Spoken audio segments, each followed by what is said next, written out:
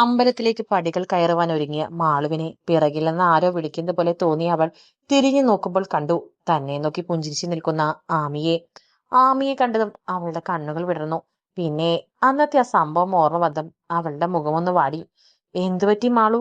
എന്നെ കണ്ടതും ആകെ മുഖം വാടിയതുപോലെ ആമി അവളെ നോക്കിക്കൊണ്ട് ചോദിച്ചതും മാളു അവളെ നോക്കിക്കൊണ്ട് പറഞ്ഞു, അത് പിന്നെ സോറി ആമി, അന്ന് അങ്ങനെയൊക്കെ ഞാൻ കാരണം. ഏയ്, അതൊക്കെ നീ ഇപ്പോഴും ഓർത്തിരിക്കുകയാണോ? മാളൂട്ടിയെ, ഞാൻ അതൊക്കെ എപ്പോഴേ മറന്നു. എത്ര ദിവസത്തിന് ശേഷമാ നമ്മൾ പരസ്പരം കാണുന്നത്. വാ, അമ്പലത്തിൽ കയറിയിട്ട് നമുക്ക് അല്പസമയം കൂടി ഇവിടെ ഇരിക്കാം. നിനക്ക് തിരക്കുണ്ടോ മാളു പോകുവാൻ? എനിക്ക് തിരക്കൊന്നുമില്ല ആമി, എന്നാൽ വാ, നമുക്ക് വേഗം തൊഴാം. അതും പറഞ്ഞ് മാളു ആമിയുടെ കൈകൾ പിടിച്ച് മുകളിലേക്ക് പടികൾ കയറി. ദേഷ്യത്തോടെ മുറിയിലേക്ക് പോകുവാൻ ഒരുങ്ങിയ വേദിക പെട്ടെന്നാണ് ദേവിന്റെ മുറിയിലേക്ക് നോക്കിയത്. ഈ സമയമാണ് ദേവാൻഷ് ഒരു ടവൽ മാത്രം ഉടുത്തുകൊണ്ട് തന്റെ മുടിയിൽ ജെൽ തേക്കുന്നത് അവളുടെ ശ്രദ്ധയിൽപ്പെട്ടത്. അവന്റെ സിക്സ് പാക്ക് ബോഡിയിൽ വെള്ളത്തുള്ളികൾ പറ്റിച്ചേർന്നിരിക്കുന്നത് വല്ലാത്തൊരു ആസക്തിയോടെ വേദിക നോക്കി നിന്നു. എന്തോ ഒരു പ്രേരണയിൽ അവനെ ഒന്ന് ഇറുകെ പുണരാൻ അവൾക്ക് ആഗ്രഹം തോന്നി. വേദിക ശബ്ദമുണ്ടാക്കാതെ വേഗം ദേവിന്റെ മുറിയിലേക്ക് കയറി. പിന്നീടൊന്ന് വശ്യമായി ദേവിനെ നോക്കിക്കൊണ്ട് അവൾ വിളിച്ചു, Dev baby, I miss you dear. അതും പറഞ്ഞ് വേദിക അവനെ ഇറുകെ പുണർന്നു. ഈ സമയം ഉണ്ണി ഏതോ ഫയൽ എടുക്കാൻ വേണ്ടി അവന്റെ മുറിയിലേക്ക് പോകുകയായിരുന്നു. ദേവന്റെ മുറിയിൽ നിന്ന് എന്തോ ശബ്ദം കേട്ട് അവൻ അവിടേക്ക് എത്തി നോക്കിയതും അവിടുത്തെ കാഴ്ച കണ്ട ഉണ്ണിയുടെ കണ്ണുകൾ മിഴിഞ്ഞു വന്നു. മുറിയിലേക്ക് നോക്കിയ ഉണ്ണി കാണുന്നത് വേദികയുടെ ഇടത് കൈയിൽ പിടിച്ചുകൊണ്ട് അവളുടെ ഇരു കവിളിലും മാറി മാറി അടിക്കുന്ന ദേവാൻഷിനെയാണ്. സ്വതവേ വെളുത്ത മുഖമാണ് ദേവിന്റെ, എന്നാൽ ദേഷ്യം കൊണ്ട് അവന്റെ മുഖമെല്ലാം ചുവന്നു വലിഞ്ഞു മുറുകിയിട്ടുണ്ട്. സത്യത്തിൽ മുന്നിലെ കാഴ്ച കണ്ട് ഉണ്ണി ഒരു നിമിഷം പകച്ചുപോയി. പിന്നീട് ഞെട്ടിക്കൊണ്ട് ദേവിന്റെ അരികിലേക്ക് ഓടിച്ചെന്ന് വേദികയെ അവന്റെ കയ്യിൽ നിന്ന് ബലമായി വിടുവിക്കാൻ ഒരു ശ്രമം നടത്തി നോക്കി. ഡാ ദേവ്, എന്താടാ നീ കാണിക്കുന്നത്? വിടടാ, വിട്. ഇനിയും തല്ലിയാൽ ഇവൾ ചത്തുപോകുമെടാ. ഉണ്ണി ദേവിന്റെ കയ്യിൽ നിന്നും വേദികയെ ബലമായി എങ്ങനെയോ പിടിച്ചു മാറ്റിക്കൊണ്ട് പറഞ്ഞു. അപ്പോഴേക്കും അടികൊണ്ട് വേദികയ്ക്കാകെ തല ചുറ്റുന്നുണ്ടായിരുന്നു. കൊണ്ടുപോ ഉണ്ണി ഈ നാശത്തിന് ഇവിടെ നിന്നും. ഇനി ഇവളെ ഇവിടെ കണ്ടാൽ ഞാൻ ചിലപ്പോൾ കൊന്നുപോകും. തളർന്ന ഉണ്ണിയുടെ നെഞ്ചിലേക്ക് ചാരി നിൽക്കുന്ന വേദികയെ നോക്കി വിരൽ ചൂണ്ടിക്കൊണ്ട് ദേവ് അങ്ങനെ പറഞ്ഞതും ഉണ്ണി ഒരു നിമിഷം ദേവിന്റെ ആ ഭാവത്തിൽ വിറച്ചുപോയി. ഈ സമയം ദേവിന്റെ മുറിയിൽ നിന്ന് എന്തൊക്കെയോ ഒച്ചയും ബഹളവും കേട്ട് തറവാടിലുള്ള എല്ലാവരും അവന്റെ മുറിയുടെ മുന്നിലേക്ക് വന്നു നിന്നതും അവിടുത്തെ കാഴ്ചയിൽ അവരെല്ലാം ഞെട്ടിപ്പോയി. അയ്യോ, അമ്മയുടെ പൊന്നു മോളെ, എന്താ എന്താ നിനക്ക് സംഭവിച്ചത്? ഭാനുമതി ഓടി വന്ന് വേദികയെ താങ്ങിക്കൊണ്ട് ചോദിച്ചു. സത്യത്തിൽ വായ അനക്കാൻ സാധിക്കുന്നില്ലായിരുന്നു വേദികയ്ക്ക്. വായ്ക്കുള്ളിലെല്ലാം രക്തം ചുവയ്ക്കുന്നു. ഈ സമയമാണ് ഭാനുമതി വേദികയുടെ കവിളത്ത് കിടക്കുന്ന 5 വിരൽപ്പാടുകൾ കാണുന്നത്. ഇതെന്താ? ആരാ എന്റെ കുഞ്ഞിനെ അടിച്ചത്? നീയാണോ ദേവ്? അതെ, ഞാൻ തന്നെ. ഇവളെന്താ എന്നെ കുറിച്ച് കരുതിയിരിക്കുന്നത്? ആളും തരവും നോക്കി വേണം സംസാരിക്കാനും ഇടപഴകുവാനും. കൂടുതലൊന്നും എന്നെ കൊണ്ട് പറയിപ്പിക്കണ്ട.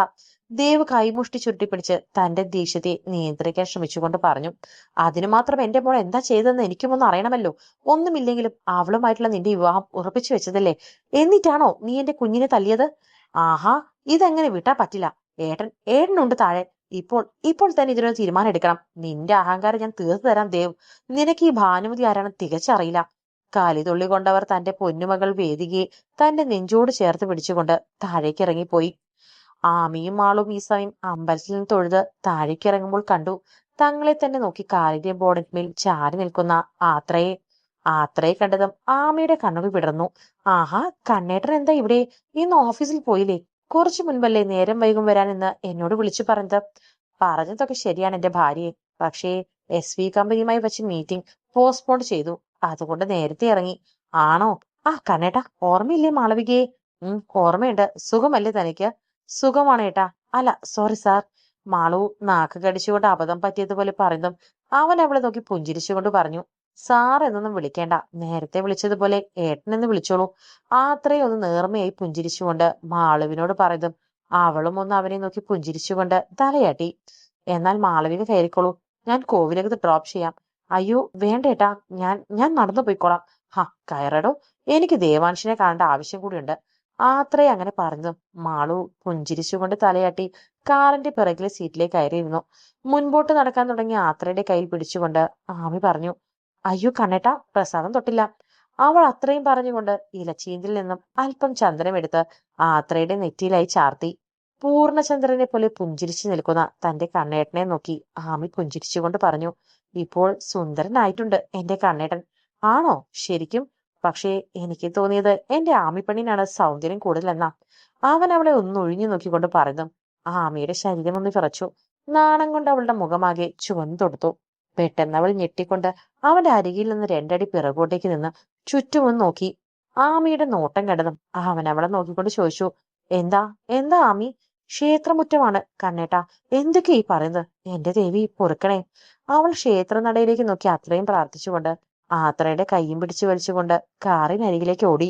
ആമിയുടെ വർത്തമാനവും ഭാവവും എല്ലാം കണ്ട് ആത്രയെ അറിയാതെ ചിരിച്ചുപോയി. കണ്ടില്ലേ ഏട്ടാ അവന്റെ ഒരു അഹംഭാവം. എന്റെ കുഞ്ഞിനെ തല്ലി പരുവാക്കിയിട്ട് അവന്റെ മുഖത്ത് അതിന് എന്തെങ്കിലും കുറ്റബോധമുണ്ടോ എന്ന് നോക്കിയേ. ഈ കണക്കിനാണെങ്കിൽ ഇവരുടെ വിവാഹം കഴിഞ്ഞാൽ ഇവൻ എന്റെ മകളെ കൊല്ലുമല്ലോ. ഭാനുമതി ഉറഞ്ഞു തുള്ളിക്കൊണ്ട് രാമാധവർമ്മയോടെ പറഞ്ഞു. അതിന് ഞാൻ വേദികയെ വിവാഹം കഴിക്കുന്നില്ലല്ലോ അപ്പച്ചി. ഇടിമുഴക്കം പോലുള്ള വേദിന്റെ തുറന്നു പറച്ചിലിൽ തറവാട്ടിലെല്ലാവരും ഞെട്ടിക്കൊണ്ട് അവന്റെ മുഖത്തേക്ക് തന്നെ നോക്കി നിന്നു. എന്താ നീ ഇപ്പോൾ പറഞ്ഞത്? എന്റെ മകൾക്ക് ആശ നൽകി അവളെ പറ്റിക്കാമെന്ന് കരുതിയോ നീ? ആര് പറ്റിച്ചു എന്നാണ് അപ്പച്ചി പറയുന്നത്? ഈ ചിറക്കൽ കോവിലകത്തെ ആർക്കും വാക്കു നൽകിയിട്ടില്ല ഈ ദേവാൻഷ് നിങ്ങളുടെ മകളെ വിവാഹം കഴിക്കുമെന്ന്. അന്ന് ശങ്കരങ്കിൾ അങ്ങനെ വന്ന് പറഞ്ഞു എന്നുള്ളത് സത്യമാണ് എന്ന് കരുതി ഈ വിവാഹത്തിന് സമ്മതം പറയേണ്ടത് ഞാനല്ലേ? ഇനി എല്ലാവരും കാതു തുറന്ന് കേട്ടോ. എനിക്ക് വേദികയായിട്ടുള്ള വിവാഹത്തിന് സമ്മതമല്ല. ഞാൻ മറ്റൊരു പെൺകുട്ടിയെ പ്രണയിക്കുന്നുണ്ട്. ഏ ചതിച്ചല്ലോ എന്റെ ചിറക്കലമ്മേ. ഭാനുമതി നെഞ്ചത്തടിച്ച് അലറി കരഞ്ഞുകൊണ്ട് പറഞ്ഞു. സുഭദ്രയുടെയും ഉണ്ണിയുടെയും ശൈലജയുടെയും എല്ലാം അവസ്ഥ ഇത് തന്നെയായിരുന്നു. മോനെ ദേവ, നീ ഇതെന്തൊക്കെയാ ഈ പറയുന്നത്? നിനക്ക് ഓർമ്മയില്ലേ മുത്തച്ഛന്റെ വിൽപത്രം? സുഭദ്ര അവനോട് ചോദിച്ചു. ഓർമ്മയുണ്ട് അപ്പച്ചി, എല്ലാം വ്യക്തമായി തന്നെ എനിക്ക് ഓർമ്മയുണ്ട്. അതുകൊണ്ട് തന്നെ സ്വത്തുക്കളൊന്നും അന്യാധീനപ്പെട്ടു പോവുകയില്ല എന്ന് ഈ ദേവൻ നിങ്ങൾക്ക് എല്ലാവർക്കും വാക്ക് നൽകാം. പക്ഷേ എങ്ങനെ? വേദിക മോളെ വിവാഹം കഴിച്ചാലല്ലേ സ്വത്തുക്കളെല്ലാം നിലനിൽക്കുകയുള്ളൂ. സ്വത്തിനോടുള്ള ആർത്തി കൊണ്ട് പറയുകയല്ല മോനെ. പക്ഷേ ചിറക്കൽ കോവിലകത്തിന് അനേകം ട്രസ്റ്റുകളുണ്ട്. അതെല്ലാം നോക്കി നടത്തുന്നത് ഇപ്പോൾ നീയും ഏട്ടനാണ്. നീ വേദിക മോളെ വിവാഹം കഴിച്ചില്ലെങ്കിൽ സ്വത്തുക്കളെല്ലാം ഗവൺമെന്റിലേക്ക് പോകും. ഒരുപക്ഷെ ഗവൺമെന്റ് സ്വത്തുക്കൾ ലഭിച്ചാൽ അവർ ട്രസ്റ്റിലുള്ളവരെയെല്ലാം ഇപ്പോൾ നോക്കുന്നത് പോലെ നോക്കുമെന്ന് എന്താണ് ഉറപ്പ്? അരുതാത്ത ചിന്തകളൊന്നും വേണ്ട ദേവാ. നീ വേദിയെ വിവാഹം കഴിക്ക്. അവൾ എടുത്തുചാട്ടക്കാരിയാണെന്നേ ഉള്ളൂ, പാവമാണ്. സുഭദ്ര അവനെ അനുനയിപ്പിക്കാൻ വേണ്ടി നുണം പറഞ്ഞു. സുഭദ്രാപ്പച്ചി എന്നോട് ക്ഷമിക്കണം. ഞാൻ ആ പെൺകുട്ടിക്ക് വാക്ക് നൽകിയതാണ്. അവളെ മാത്രമേ ഞാൻ വിവാഹം കഴിക്കുകയുള്ളൂ. ആരാണ് ആരാണ് ആ ദ്രോഹി? ഈ കുടുംബത്തിന്റെ സമാധാനവും സ്വസ്ഥതയും നശിപ്പിച്ച ആ പെണ്ണ് ഏതാടാ? ഭാനുമതി അവനെ നോക്കി ചീറിക്കൊണ്ട് ചോദിച്ചു. ഈ സമയം വേദിക വല്ലാത്തൊരു ഭാവത്തോടെ ദേവിനെ തന്നെ നോക്കി കാണുകയായിരുന്നു. അവന്റെ രാജ്ഞിയായി ജീവിക്കാമെന്ന് കരുതിയ തന്റെ സ്ഥാനം തട്ടിപ്പറിച്ചവൾ ആരാണെന്ന് അറിയുവാൻ അവൾ കാതോർത്തു നിന്നു. അത് ദേവെന്തോ പറയാനൊരുങ്ങിയതും പെട്ടെന്നാണ് രാമവർമ്മയുടെ ശബ്ദം അവിടെ മുഴയും കേട്ടത്. ദേവാ, നിന്റെ മനസ്സിൽ വേണ്ടാത്ത ചിന്തകളൊന്നും വേണ്ട. എന്റെ അച്ഛന് ഞാൻ നൽകിയ വാക്കാണ്. എന്റെ സഹോദരിമാരിൽ ആർക്കെങ്കിലും പെൺകുട്ടി ഉണ്ടായാൽ അവളെ കൊണ്ട് നിന്നെ വിവാഹം കഴിപ്പിക്കാമെന്ന്. ചിറക്കൽ കോവിലകത്ത് തമ്പുരാൻ ഒരു വാക്ക് നൽകിയാൽ അത് വാക്കാണ് ദേവാ. അറിയാ അച്ഛ, അച്ഛന്റെ വാക്ക് തെറ്റിക്കണമെന്നില്ല. ചിറക്കൽ കോവിലകത്തെ സ്വത്തുക്കൾ അന്നും ദേവവേദിയെ വിവാഹം കഴിക്കാതെ മറ്റൊരു പെൺകുട്ടിയെ കഴിച്ചാൽ നഷ്ടപ്പെട്ടു പോകില്ല. കാരണം ഞാൻ വിവാഹം കഴിക്കാൻ ആഗ്രഹിക്കുന്നത് മാളവികയെയാണ്. ഈ സമയം പുഞ്ചിരിച്ചുകൊണ്ട് ആമയുടെയും മാത്രയുടെയും കൂടി അകത്തേക്ക് കയറി വന്ന മാളവിക ദേവ പറഞ്ഞത് കേട്ട് ശ്വാസം എടുക്കാൻ പോലും മറന്നുകൊണ്ട് അവനെ തന്നെ നോക്കി നിന്നു. ആത്രയുടെയും ആമയുടെ അവസ്ഥ അത് തന്നെയായിരുന്നു. എടീ! വേദിക ഓടി വന്ന് മാളവികയുടെ മുടിക്കുത്തിന് പിടിച്ച് അവളുടെ ഇരു കവളിലും മാറി മാറി അടിച്ചു. ആ ചേച്ചി വിട്! ആ ചേച്ചിയുടെ ഭർത്താവാകാൻ പോകുന്നതിന് തന്നെ വശീകരിച്ചു അല്ലടി? അതും പറഞ്ഞ് വേദിക മാളവികയുടെ ഇരു കവളിലും മാറി മാറി വീണ്ടും അടിച്ചു. അയ്യോ ചേച്ചി, ഒന്നും ചെയ്യല്ലേ! മാളവികയെ അടിക്കുന്ന കണ്ട ആ തറവാട്ടിലുള്ള ആരും തടയാൻ വരാത്ത കണ്ടതും ആമി ഇടയിൽ കയറി പറഞ്ഞതും ഭാനുമതി ഓടി വന്ന് ആമിയെ പിടിച്ച് തള്ളിക്കൊണ്ട് പറഞ്ഞു. ഞങ്ങളുടെ കുടുംബക്കാര്യത്തിൽ ഇടപെടാൻ നീ ആരാടി? ഭാനുമതി അങ്ങനെ പറഞ്ഞതും ആത്രയുടെ മുഖം മാറി. അവൻ ഭാനുമതിയോട് എന്തോ പറയാൻ ഒരുങ്ങിയതും പെട്ടെന്നാണ് ആരുടെയോ അലർച്ച കേട്ടത്. ആ മുൻപോട്ട് നോക്കിയ ആത്രയും ആമിയും ഭാനുമതി അടക്കം എല്ലാവരും ഞെട്ടിപ്പോയി. നേരത്തെ മാളുവിന് നേരെ വേദിക ഓങ്ങി അവളുടെ വലത് കൈ ദേവാൻഷ് തിരിച്ചൊടിച്ചു കളഞ്ഞു. തറവാട്ടിലെല്ലാവരും ആ കാഴ്ച കണ്ട് ഞെട്ടി നിൽക്കുമ്പോൾ ആത്രയുടെ ചുണ്ടിൽ ഒരു മനോഹരമായൊരു പുഞ്ചിരി വിടർന്നിരുന്നു ആ സമയവും. അയ്യോ മോളെ!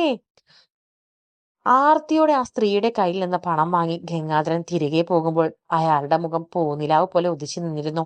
എന്നാൽ അയാൾക്ക് തൊട്ടുപിറകിൽ തന്നെ ഋഷിയുടെ കഴുകൻ കണ്ണുകൾ വട്ടമിട്ട് പറക്കുന്നത് ആ സമയം ഗംഗാധരൻ അറിഞ്ഞില്ല എന്ന് മാത്രം. ആ അമ്മ, എന്റെ കയ്യ് വിട്! ആർത്ത് കരഞ്ഞുകൊണ്ടുള്ള വേദികയുടെ അലറിക്കരച്ചിൽ അവിടെ ഹാളിലാകെ മുഴങ്ങി കേട്ടുകൊണ്ടേയിരുന്നു. സ്വബോധത്തിലേക്ക് വന്ന പോലെ ഭാനുമതി ഓടി വന്ന് ദേവിനെ പിടിച്ചൊരൊറ്റ തള്ളായിരുന്നു. അവരുടെ പെട്ടെന്നുള്ള പ്രത്യാക്രമണത്തിൽ ദേവൊന്ന് വേശിപ്പോയെങ്കിലും മുറുകിയ മുഖത്തോടെ അവൻ ഭാനുമതിയെ ഒന്ന് നോക്കി. എന്താടാ ഈ ഭാനുമതിയെ നോക്കി പേടിപ്പിക്കുന്നത്? അങ്ങനെ നീ നോക്കുമ്പോഴേക്കും ഭയന്ന് വിറച്ച് നിൽക്കുന്നവളല്ല ഈ ഭാനുമതി. മുറുകിയ മുഖത്തോടെ ഭാനുമതി ദേവിനെ നോക്കി അത്രയും പറഞ്ഞുകൊണ്ട് മാളവിനെ നേർക്ക് തിരിഞ്ഞു. എടി, സ്വന്തം ചേച്ചിയുടെ താലി തന്നെ ആഗ്രഹിച്ച നീയൊന്നും ഒരു കാലത്തും ഗുണം പിടിക്കില്ലടി നാശമേ. അയ്യോ ചേച്ചി, എന്തൊക്കെയാണ് ഈ പറയുന്നത്? എന്റെ മോളെ ശപിക്കുകയാണോ? അത്രയും നേരം ഒന്നും മിണ്ടാതിരുന്ന ശൈലജ, മാളുവിന്റെ അമ്മ, ഭാനുമതിയുടെ അരികിലേക്ക് വന്നുകൊണ്ട് കരഞ്ഞുകൊണ്ട് ചോദിച്ചു. ഓ, ഇത്രയും നേരം മിണ്ടാതെ എല്ലാം കേട്ടുകൊണ്ട് നിന്ന കള്ളി വന്ന് കണ്ടില്ലേ? നീ ആയിരിക്കുമല്ലേ ഇവൾക്ക് ഈ ബുദ്ധി പറഞ്ഞു കൊടുത്തിട്ടുണ്ടാവുക. എന്നാലും സമ്മതിക്കണം നിന്നെ. പാവം പൂച്ചയെ പോലെ നടന്നിട്ട് ഇപ്പോൾ എന്റെ മോളുടെ മംഗല്യഭാഗം തട്ടിയെടുക്കാൻ വേണ്ടി അമ്മയും മോളും കച്ചകെട്ടി ഇറങ്ങിയിരിക്കുന്നു. നിനക്ക് നാണമില്ലേ ശൈലജയെ? അയ്യോ ചേച്ചി, എന്തൊക്കെയാ ഈ പറയുന്നത്? എനിക്കൊന്നും അറിയില്ല. ഈ സമയം പൊട്ടിക്കരുന്ന ശൈലജയും അവരെ കൊല്ലാൻ പാകത്തിൽ നിൽക്കുന്ന ഭാനുമതിയെയും കണ്ട് സുഭദ്രയ്ക്കാക്കി വിഷമം തോന്നി. എന്തൊക്കെ പറഞ്ഞാലും തന്റെ സഹോദരിമാരാണ് ഇങ്ങനെ തമ്മലടി ഉണ്ടാക്കുന്നത്. പിന്നീട് എന്തോ ഓർത്തുപോലെ സുഭദ്ര രാമവർമ്മയെ നോക്കി. അയാൾ അപ്പോഴും ഒന്നും മിണ്ടാതെ ദേഷ്യത്തോടെ ദേവനെ നോക്കി നിൽക്കുകയാണ്. ഈ പ്രശ്നം ഇനിയും വഷളാകുമെന്ന് മനസ്സിലായതും സുഭദ്ര രാമനാഥവർമ്മയുടെ അരികിൽ ചെന്ന് അദ്ദേഹത്തോട് പറഞ്ഞു. ഏട്ടാ, ഇത് ഇങ്ങനെ പോയാൽ പ്രശ്നം കൂടുതൽ വഷളാവുകയുള്ളൂ. ഏട്ടൻ എന്തെങ്കിലും ഒന്ന് പറ. ഇങ്ങനെ മിണ്ടാതെ നിന്നിട്ട് കാര്യമില്ല. കണ്ടില്ലേ, ഭാനു ചേച്ചി വല്ലാതെ ദേഷ്യത്തിലാണ്. അറിയാലോ, ചേച്ചിക്ക് ദേഷ്യം വന്നാൽ പിന്നെ എന്താ പറയുക പ്രവർത്തിക്കുക എന്ന് ചേച്ചിക്ക് പോലും അറിയില്ല. ഏട്ടൻ എന്തെങ്കിലും ഒന്ന് ചെയ്യ്. ഈ സമയം ഭാനുമതി ശൈലജയെ വീണ്ടും വഴക്ക് പറയുന്ന തുടർന്നുകൊണ്ടേയിരുന്നു. നിർത്ത് ഭാനു, മതി. രാമദാവത വർമ്മ അവരുടെ ഇടയിലേക്ക് വന്ന് നിന്നുകൊണ്ട് പറഞ്ഞു. എന്ത് നിർത്താനാണ് ഏട്ടൻ പറയുന്നത്? ഏട്ടന്റെ മകൻ ദേവാൻഷ്, ഇവനൊരു ക്ഷത്രിയൻ തന്നെയാണോ? കാരണം ക്ഷത്രിയന്മാർക്കൊക്കെ ഒരു വാക്കേ ഉള്ളൂ. എന്നാൽ ഇവൻ ഇപ്പോൾ ചെയ്യുന്ന പ്രവൃത്തി ഏട്ടനൊന്ന് ചിന്തിച്ചു നോക്കി. അത് മാത്രമോ? എന്റെ പൊന്നുമോളുടെ കൈയാണ് ഇവൻ തിരിച്ചൊടിച്ചത്. അതും എന്തിനാ? ഈ നശൂലത്തിന് വേണ്ടിയിട്ട്. മുട്ടയിൽ നിന്ന് വിരിഞ്ഞില്ല, അപ്പോഴേക്കും അവൾക്ക് പ്രേമം. ഇക്കണക്കിന് പോവുകയാണെങ്കിൽ അധികം വൈകാതെ ഈ പെണ്ണ് വല്ലവന്റെയും കുഞ്ഞിനെയും ചുമന്ന് ഈ തറവാട്ട് പടിക്കൽ വരില്ല എന്ന് ആര് കണ്ടു? ഒരു നിമിഷം ഭാനുമതിക്ക് എന്താണ് താൻ പറയുന്നതെന്ന് പോലും ചിന്തിക്കാതെ തന്റെ മകളുടെ താലിഭാഗ്യം തട്ടിയെടുത്ത മാളുവിനെ ഒരു ശത്രുവിനെ പോലെ കണ്ടുകൊണ്ട് അവളെ വാക്കുകൾ കൊണ്ട് കുത്തി നോവിച്ചു അവർ. ഭാനുമതിയുടെ വാക്കുകൾ കേട്ട് തറവാട്ടിലെല്ലാവരും തരിച്ചു നിന്നുപോയി. അത്രയും നേരം കരഞ്ഞുകൊണ്ടിരുന്ന മാളു ഞെട്ടിക്കൊണ്ട് ഭാനുമതി നോക്കി. പെട്ടെന്നാണ് എന്തോ മറഞ്ഞു വീണ ശബ്ദം കേട്ട് എല്ലാവരും മുൻപോട്ട് നോക്കിയപ്പോൾ കാണുന്നത് വേദികയുടെ കവിൾ നോക്കി ആഞ്ഞടിച്ചുകൊണ്ട് അവളെ കൊല്ലുവാൻ പാകത്തിന് നിൽക്കുന്ന ദേവാൻഷിനെയാണ്. ഇതുവരെ കിട്ടിയ അടി പോലെ ആയിരുന്നില്ല ഇപ്പോഴവൾക്ക് ദേവാൻഷിന്റെ കയ്യിൽ നിന്ന് കിട്ടിയ അടി. അവന്റെ കയ്യിൽ നിന്ന് കിട്ടിയ അടിയിൽ വേദികയുടെ വായിൽ നിന്നും രക്തം പുറത്തേക്ക് തുപ്പി. അവളൊരു നിലവിളിയോടെ ഭാനുമതിയുടെ കാൽച്ചുവട്ടിലേക്ക് തെറിച്ചു വീണു. നിർത്തിക്കോണം നിങ്ങളുടെ നാവ് കൊണ്ടുള്ള ഈ വർത്തമാനം. നിങ്ങൾക്ക് കിട്ടേണ്ട അടിയാണ് ഇപ്പോൾ നിങ്ങളുടെ മകൾക്ക് കിട്ടിയത്. പ്രായത്തിന് മുതിർന്നതും എന്റെ അപ്പച്ചി ആയതുകൊണ്ട് മാത്രമാണ് ഞാൻ നിങ്ങളുടെ ദേഹത്ത് കൈവയ്ക്കാത്തത്. ദേവാ, എന്താ ഇതെല്ലാം? ഇങ്ങനെയാണോടാ ഒരു പെൺകുട്ടിയോട് പെരുമാറേണ്ടത്? നിന്നെ ഞാൻ... രാമവർമ്മ മുൻപോട്ടേക്ക് വന്ന് ദേവാൻഷിനെ അടിക്കുവാൻ കൈ ഉയർത്തി. എന്നാൽ അദ്ദേഹത്തെ പോലും ഞെട്ടിച്ചുകൊണ്ട് ദേവാൻഷ് രാമവർമ്മയുടെ കൈ പിടിച്ച് ആ അടിയെ തടുത്തു നിർത്തി. എന്താ ദേവ, എന്താണിത്? വല്യേട്ടന്റെ കൈ തടഞ്ഞു നിർത്താൻ മാത്രം വലുതായോടെ നീ? സുഭദ്ര ദേവന്റെ അരികിലേക്ക് വന്നുകൊണ്ട് അവനെ പുറകോട്ടം തള്ളിക്കൊണ്ട് ചോദിച്ചു. പിന്നെ ഞാൻ എന്ത് ചെയ്യണം? ഇത്രയും കാലം അച്ഛൻ പറയുന്നെല്ലാം കേട്ട് ജീവിച്ചു. സത്യത്തിൽ അച്ഛൻ പറയുന്നതിൽ കാര്യമില്ലാതില്ല എന്ന് തോന്നിയത് കൊണ്ട് തന്നെയാണ് ഞാൻ അച്ഛന്റെ നല്ലൊരു മകനായി തന്നെ ഇത്രയും കാലം ജീവിച്ചത്. എന്നാൽ ഇപ്പോൾ കാര്യങ്ങളുടെ അവസ്ഥ അങ്ങനെയല്ല. ഇതെന്റെ ഭാവി ജീവിതത്തെ കുറിച്ചുള്ളതാണ്. ആരോ എന്തോ പണ്ട് വാക്ക് നൽകി എന്ന് കരുതി ഞാൻ വേദികയെ തന്നെ വിവാഹം കഴിക്കണമെന്ന് പറഞ്ഞാൽ അത് നടക്കുന്ന കാര്യമല്ല. നിങ്ങൾക്കൊക്കെ ഇവളെ കുറിച്ച് എന്തറിയാം? നേരത്തെ ഭാനു അപ്പച്ചി എന്താ പറഞ്ഞത്? എന്റെ പെണ്ണ് വല്ലവന്റെയും കുഞ്ഞിനെയും ചുമന്ന് ഈ തറവാട്ട് പടികൾ വരില്ല എന്ന് ആര് കണ്ടു എന്നല്ലേ? എന്നാലേ തുറന്ന് കേട്ടോ. നിങ്ങൾ ഇപ്പോൾ മാളുവിന് നൽകി ഈ വിശേഷണം ചെയ്യുക നിങ്ങളുടെ മകൾ വേദിക്കാണ്. ഇവളെ പോലത്തെ ഒരു വിവാഹം കഴിക്കുന്നതിനേക്കാൾ നല്ലത് ഞാൻ തൂങ്ങിച്ചാവുന്നതാണ്. അതുമാത്രമല്ല, ചിറക്കൽ കോവിലകത്തെ അംഗങ്ങളെല്ലാരും കേൾക്കുവാൻ വേണ്ടി തന്നെയാണ് ഞാൻ ഈ പറയുന്നത്. ഈ ദേവാൻഷിന്റെ വിവാഹം ഉണ്ടെങ്കിൽ അത് ഈ മാളവികയോടൊത്ത് മാത്രമായിരിക്കും. അത്രയും പറഞ്ഞ് എല്ലാവരെയും നോക്കിക്കൊണ്ട് ദേഷ്യത്തോടെ അവൻ അകത്തെ കയറിപ്പോയതും തൊട്ടുപിറകെ തന്നെ ഉണ്ണിയും അവന്റെ കൂടെ മുകളിലേ കയറിപ്പോയി. അയ്യോ, അമ്മയുടെ പൊന്നു മോളെ! എല്ലാവരും ഭാനുമതിയുടെ അലർച്ച കേട്ട് താഴേക്ക് നോക്കിയപ്പോൾ കാണുന്നത് ബോധരഹിതയെ കിടക്കുന്ന വേദികയാണ്.